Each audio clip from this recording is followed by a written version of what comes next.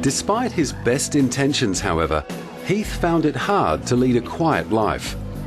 As Brokeback Mountain was premiering around the world, he came under scrutiny for his relationship with the media, with claims surfacing that he had allegedly spat at photographers.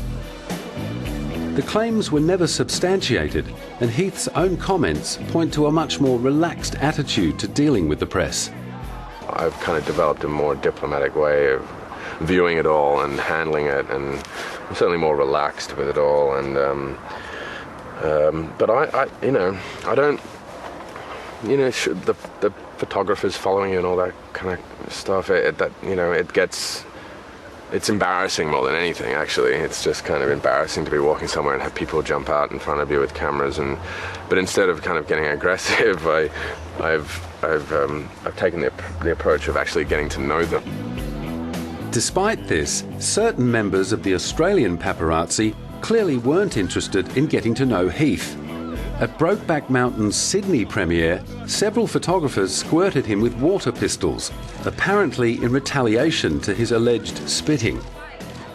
Well, we're just tired of Heath spitting at us, assaulting us, so it's just kind of to say, well, it's not very nice when you do to people.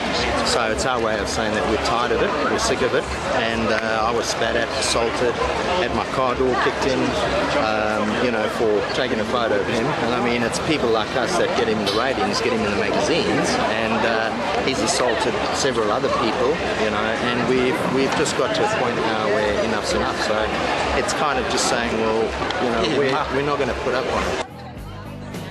Heath strongly denied the claims that he had ever spat at or assaulted photographers. In an effort to put the incident behind him and remove his young family from the ever-prying eyes of the Australian media, they relocated from Sydney to their home in Boerum Hill, Brooklyn, New York.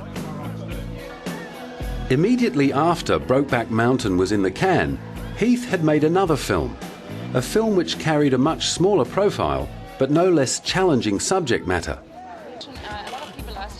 The debut feature for Australian theatre director Neil Armfield, Candy, saw Heath go from cowboy to heroin addict.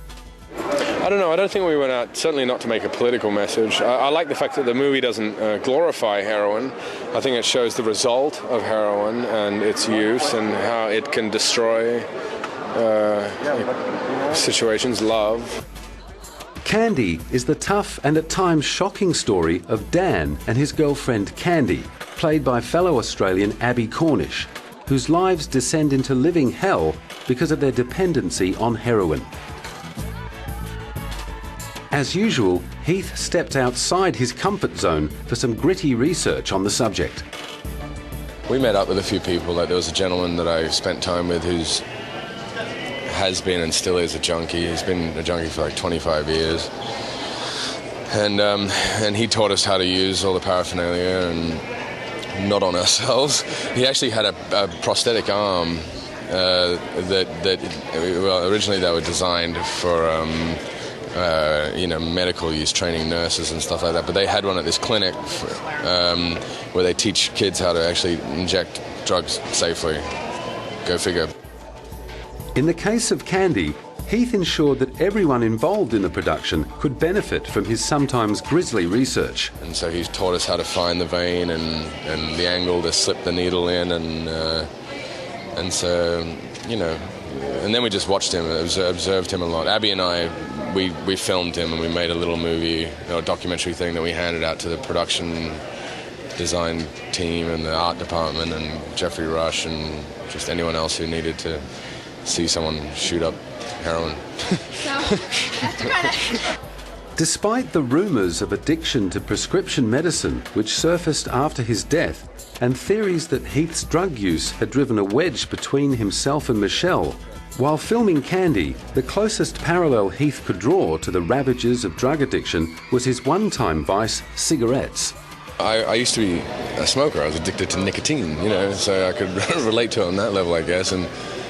But it's also like what I was always thinking of, or would think of, is like if you're really, really parched or if you're really, really thirsty and you need a drink of water, it's kind of a very similar kind of urge. It's like that instinctual. It's like in your blood. You need it or else you're going to die.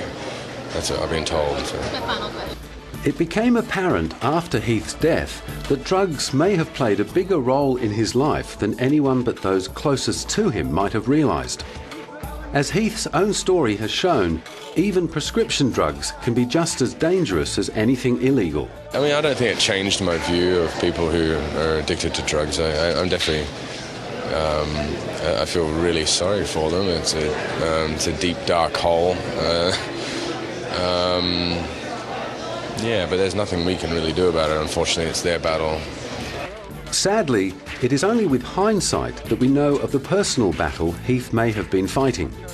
But drugs were not the only aspect of Candy's subject matter that Heath found confronting.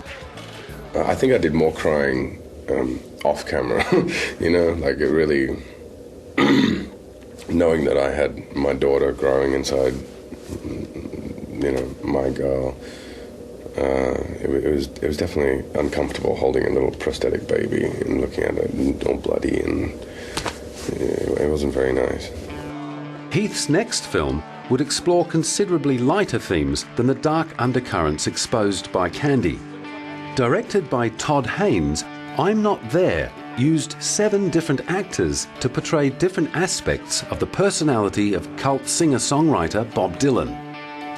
Although they did not share any screen time, Heath's girlfriend Michelle also appeared in the film, which takes place across several different decades of Bob Dylan's life.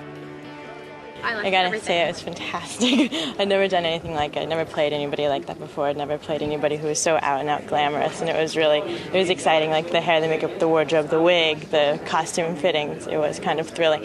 And my part is so small, so I didn't have to endure it all the time, which is probably why I liked it even more.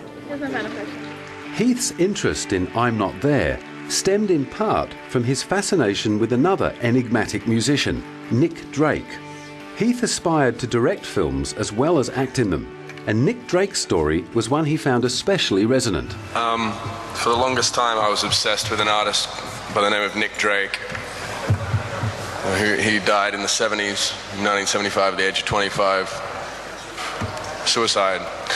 And I was obsessed with his story and his music, and I pursued it for a while, and still have hopes to kind of tell his story one day, but it kind of died away, faded away, because it was a very mysterious figure, and I felt like I would be taking too many liberties. While Heath's career was on the ascendant, however, his personal life was in turmoil. Rumours had been circulating for almost 12 months about a rift between Heath and Michelle due to his partying and drug use. In September of 2007, it was confirmed that the couple had ended their relationship.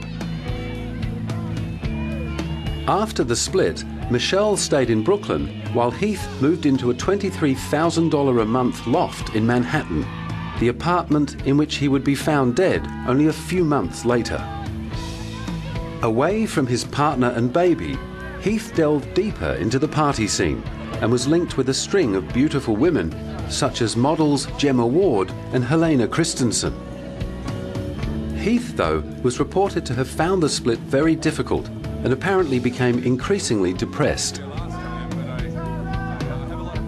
Professionally, Heath had to turn his attention to an extremely physically and psychologically demanding role, arguably the role for which he will be most fondly remembered and admired. The role that would show us the morbidly dark side of Heath's acting talent. The role of the Joker in the Batman adventure The Dark Knight. I haven't done much prep yet. I'm 3 days away from working. I'm in Montreal right now doing the I'm Not There movie, Todd Haynes' movie, and so I've been thinking a lot about that. But I got a few tricks up my sleeve.